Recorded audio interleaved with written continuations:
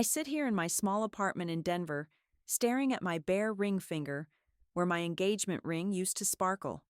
2 years ago, when Madison got down on one knee in that little coffee shop where we first met, I thought I had found my forever person. The ring was perfect, a white gold band with a 1 carat diamond that I had designed myself after months of saving. Madison used to kiss that ring every morning, saying it was the most meaningful gift she had ever received. But I never imagined she would do what she did next. Before I share what happened next, please let me know where you are watching from in the comments below. If this story resonates with you, hit that like button and subscribe for more real stories about love betrayal and finding your strength. Trust me, you will want to hear how this unfolds. Let me take you back to how this all began. I am Serenity, 28 years old, and I work at a small marketing company here in Denver. Madison is 26, and she tries to make it as a part-time influencer, though her income has never been what you would call steady. We met 3 years ago at a cozy coffee shop downtown. I was working on my laptop when she spilled her latte all over my presentation notes. Instead of just apologizing, she sat down and helped me recreate everything from memory. That spontaneous kindness made me fall for her instantly. After dating for a year, we moved in together to a 1-bedroom apartment that I could afford on my marketing salary.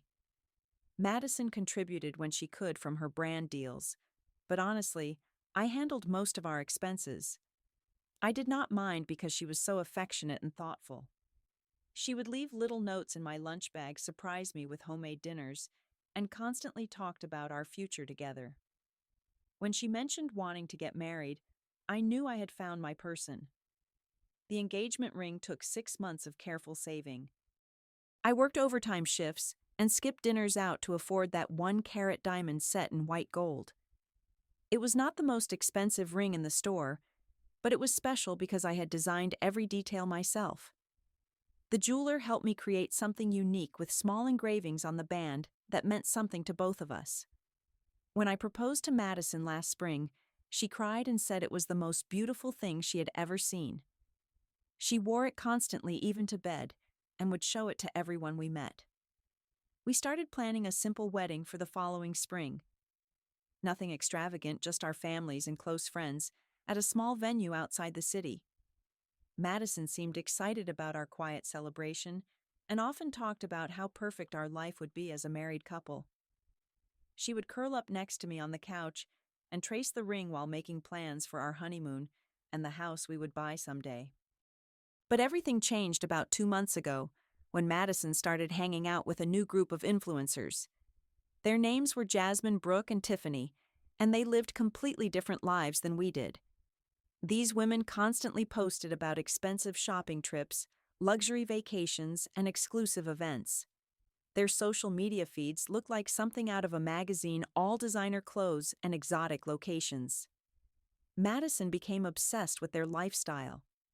She started following their every post and commenting on how amazing their lives looked. Soon she was complaining about our apartment being too small, our date nights being too boring, and our budget being too restrictive. She would scroll through their Instagram stories and sigh dramatically, saying things like, "I wish we could afford to live like this," or, "Why does everyone else get to have all the fun?" The complaints escalated into full arguments about our financial situation. Madison began calling our life together suffocating and poverty level, even though we were perfectly comfortable. She stopped appreciating the little things that used to make her happy, like our weekend coffee shop visits or movie nights at home. Instead, she spent hours on her phone liking every single post from Jasmine, Brooke, and Tiffany, while ignoring me completely. Then came the announcement that changed everything. Madison bounced into our apartment one afternoon with an excitement I had not seen in weeks. Jasmine had invited her to join their group for a 4-day trip to Cabo San Lucas, she explained breathlessly. This was not just a vacation, she insisted, but a crucial networking opportunity that could boost her influencer career to the next level. When I asked about the cost, Madison waved her hand dismissively and said it would be around $3,000 total for flights their suite at an oceanfront resort, meals at high-end restaurants, and various activities they had planned. $3,000 that we absolutely did not have, considering we were saving every penny for our wedding and hopefully a down payment on a house. I gently suggested that maybe this was not the right time for such an expensive trip. We could plan something smaller and more affordable later, I offered, or she could ask if they might consider a less costly destination. Madison's face immediately darkened, and she accused me of not supporting her dreams. She said I was jealous of her friendships and trying to keep her from succeeding as an influencer. The conversation ended with her storming out of the apartment, leaving me confused and hurt. The week following our argument was tense and uncomfortable. Madison barely spoke to me, except to make passive-aggressive comments about how some people do not understand ambition. I tried to give her space while hoping she would come to her senses about the expensive trip we simply could not afford. Then I noticed something that made my stomach drop. Madison was not wearing her engagement ring. When I asked about it, she casually mentioned that she had taken it to a jewelry shop for cleaning and minor repairs. The explanation seemed reasonable enough, though I found it odd, since the ring was only 2 years old and had never needed any work before. 2 days later, Madison burst through our front door with a level of excitement I had not seen since our engagement. She announced triumphantly that she had figured out how to get the money for Cabo. When I asked for details, she was surprisingly vague, mentioning something about a small investment opportunity that had paid off quickly. She refused to elaborate, just kept repeating that everything was handled, and she had already booked her flight. The whole situation felt wrong, but I wanted to trust my fiancé. Madison seemed so happy and relieved that I decided not to push for more information. She spent the evening researching restaurants in Cabo and texting excitedly with her new friends about their itinerary. For a moment, it felt like the old Madison was back, though something nagging in my mind would not let me fully relax. My unease grew stronger when I decided to check our shared checking account the next morning.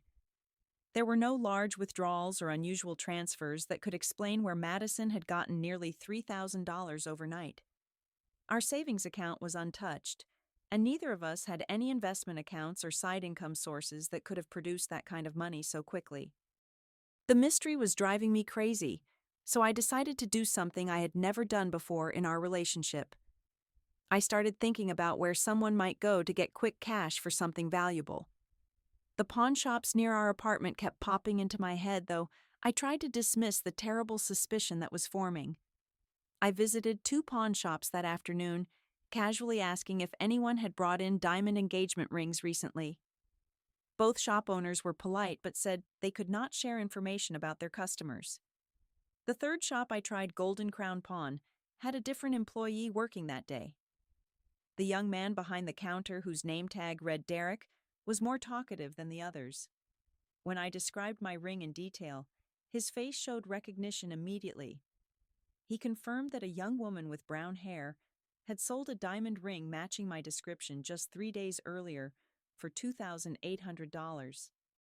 My heart was pounding as I asked if he might have security footage I could see. Derek seemed to sense something was seriously wrong and agreed to show me the video from that day. There, on the grainy screen, was Madison clear as day, handing over my engagement ring and signing paperwork while telling Derek she needed money quickly for a family emergency. I felt like the floor was falling out from under me. My fiancé had lied directly to my face, stolen the symbol of our commitment, and traded it for a vacation with people she had known for only 2 months. Derek offered his sympathies and explained that the ring was still available for redemption if I could pay the amount plus fees within 30 days. I drove home in a daze, trying to process what I had discovered. Part of me wanted to believe there was some explanation that would make this acceptable, though I could not imagine what that might be. I decided to give Madison a chance to tell me the truth before confronting her with what I knew. When Madison returned from her pre-trip shopping excursion that evening, I asked directly where she had gotten the money for Cabo. She launched into a convoluted story about borrowing from her sister, then quickly changed it to say a brand had given her an advance payment for future posts. When I pressed for details, she became defensive and accused me of being controlling. I could not keep the secret any longer. I told Madison that I knew about the pawn shop, expecting her to break down and apologize. Instead, she became furious with me for spying on her. She justified selling the ring by saying it was just a piece of jewelry and that we could buy another one later when we had more money. Madison went on to explain that I did not understand how important this trip was for her career. These women could introduce her to brands and opportunities that would change our entire financial situation, she claimed. The ring was just sitting on her finger doing nothing, while this investment in her future could pay off for years to come. Our argument escalated quickly. Madison accused me of being unsupportive and holding her back from her dreams. She said I was too focused on meaningless symbols instead of supporting her ambitions.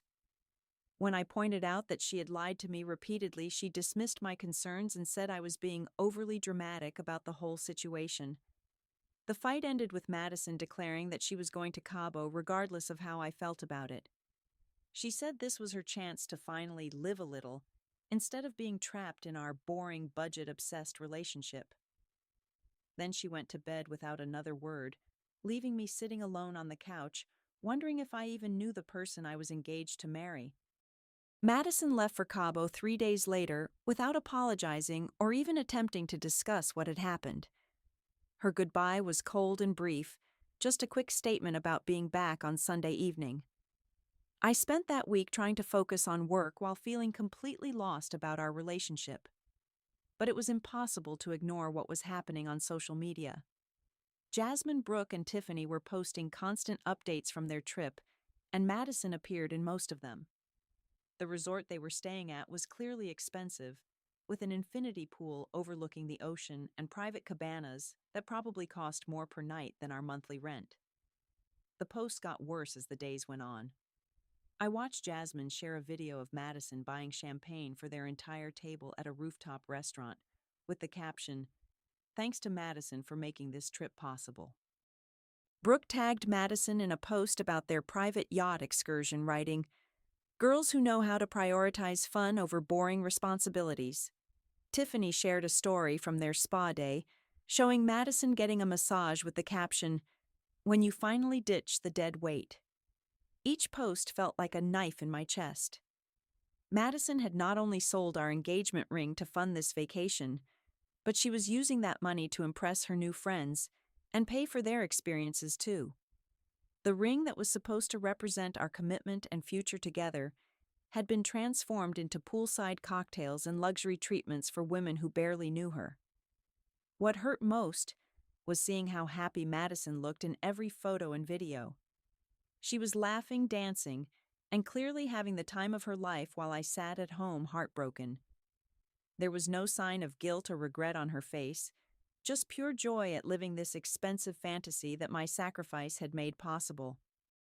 By the 4th day, I realized that Madison had chosen these women and this lifestyle over our relationship. She had traded something precious and irreplaceable for a few days of validation from people who would probably forget her name once the trip was over. The engagement ring was just the beginning. She was willing to sacrifice anything to buy her way into their world. When Madison returned on Sunday evening, I barely recognized her. The apologetic, guilty demeanor I had expected was nowhere to be found. Instead, she waltzed into our apartment with a confident swagger, immediately launching into stories about how amazing the trip had been and how much fun she had experienced. She described the luxury resort, the exclusive restaurants, and the private yacht like she had always lived that lifestyle. Madison talked about Jasmine, Brooke, and Tiffany as if they were her lifelong best friends, sharing inside jokes and referencing plans for future trips together. Not once did she mention missing me or feeling bad about how she had funded this experience.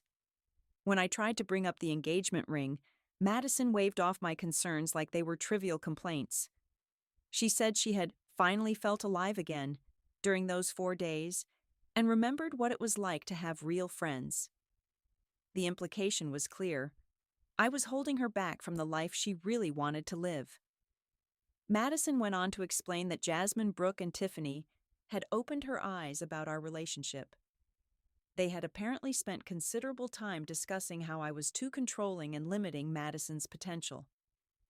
According to her new friends, I was the reason she could not achieve the success and happiness she deserved. The conversation became a full-scale attack on our entire relationship. Madison criticized everything about our life together, from our modest apartment, to our simple date nights, to our careful budgeting. She said she felt suffocated by my practical approach to life and embarrassed by our middle-class lifestyle when she compared it to her new friends' experiences. Then came the final blow. Madison suggested that we should take a break so she could explore her true self without my negative influence. She recommended that I should find someone who matches my boring energy because she had outgrown what we had together. The woman I had planned to marry was essentially breaking up with me while insulting my character and appearance. I sat there listening to Madison tear apart 3 years of our relationship and realized something important. She had not just sold my engagement ring, she had sold our entire future together for 4 days of playing pretend with women who had convinced her that I was the enemy. This person standing in front of me was not the woman I had fallen in love with, or even someone I recognized anymore. Instead of begging or crying, I found myself feeling strangely calm. Madison was absolutely right about one thing. She did need someone who matched her energy. Someone willing to trade love and commitment for temporary pleasures and social media validation. Someone who would lie, cheat, and steal to impress people who did not really care about them. I stood up and told Madison that she was completely right. She did deserve someone who matched her energy, and I deserved someone who valued our relationship more than a vacation with strangers. I informed her that she had exactly 2 weeks to find somewhere else to live since the apartment lease was solely in my name. Madison seemed shocked that I was not fighting for our relationship or begging her to stay. She had probably expected tears and promises to change, not a calm acknowledgement that she was right about us being incompatible. For the first time since she had returned from Cabo, she looked uncertain about her choices. I did not wait around to see if she would try to take back anything she had said. Instead, I drove straight to Golden Crown Pawn to redeem my engagement ring. Derek was working again and remembered me immediately. When I explained what had happened, he offered me a slightly reduced redemption price because he felt bad about the situation. I used money from my emergency savings account to get the ring back.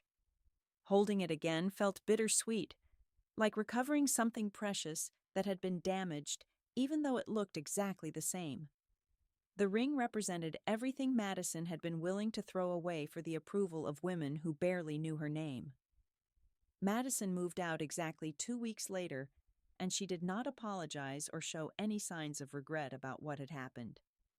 She packed her belongings while talking on the phone with Jasmine about their next potential trip, acting like our ended engagement was just a minor inconvenience. I watched her leave without feeling sad, which surprised me more than anything else. The first few weeks living alone were difficult, but not in the way I had expected. Instead of missing Madison constantly, I found myself feeling relieved and peaceful. My friend Emma and my sister Sarah provided emotional support, but mostly I just needed time to process how much I had been overlooking in our relationship. Looking back, I could see so many red flags that I had ignored or explained away. Madison's sense of entitlement, her lack of gratitude for what we had built together, and her tendency to blame me whenever she was unhappy about something. I had been so afraid of being alone that I had accepted behavior that should have been unacceptable. Living by myself was initially lonely, but it quickly became liberating. I could make decisions without worrying about Madison's complaints or criticism. I started focusing on my own goals again, pursuing a promotion at work, and returning to hobbies I had abandoned while trying to keep Madison happy. I joined a hiking club and made new friends who appreciated simple pleasures like watching sunsets and sharing honest conversations. One evening, I was organizing my jewelry box when I came across the engagement ring. Instead of feeling sad, I felt proud of myself for fighting to get it back. That ring represented my self-worth and my refusal to let someone else's poor choices define my value. I decided to keep it as a reminder of what I would never accept in a relationship again. I learned that someone who truly loves you would never trade your symbol of commitment for a few days of fun with strangers. Madison's actions revealed her true character: selfish, immature, and fundamentally disrespectful of our relationship and my feelings. She had been willing to lie, steal, and betray me for the temporary approval of women who saw her as nothing more than a convenient funding source for their expensive lifestyle. I also discovered the importance of financial compatibility and shared values in relationships. Madison and I had completely different priorities when it came to money, responsibility, and what constituted a meaningful life. I had been trying to build something stable and lasting, while she was chasing validation and instant gratification. Most importantly, I learned that being alone is infinitely better than being with someone who does not value you. The loneliness I had feared so much turned out to be peace and freedom from constant criticism and manipulation. I started appreciating my own company and stopped settling for treatment that made me feel small and unworthy. Sometimes the universe has a way of showing you who people really are before you make the biggest mistake of your life. Madison's decision to pawn our engagement ring was actually a gift, though I did not recognize it at the time. She showed me exactly how much our relationship meant to her and saved me from marrying someone who would have continued taking advantage of my love and generosity. As I sit here today looking at that ring in my jewelry box, I do not see it as a symbol of what I lost. I see it as a reminder of what I am worth, and I am never settling for less than that again. The question is, what would you have done if you discovered your partner had pawned your engagement ring for a vacation with friends? Have you ever ignored red flags in a relationship because you were afraid of being alone? Share your thoughts in the comments below, and please hit that like button if this story resonated with you. Do not forget to subscribe for more real stories about love relationships and finding your strength after betrayal. And if you think someone else needs to hear this message about knowing their worth, please share this video with them. Thank you for listening to my story, and remember that you deserve someone who treasures you, not someone who trades you away for temporary pleasures. Take care of yourselves, and I will see you in the next video.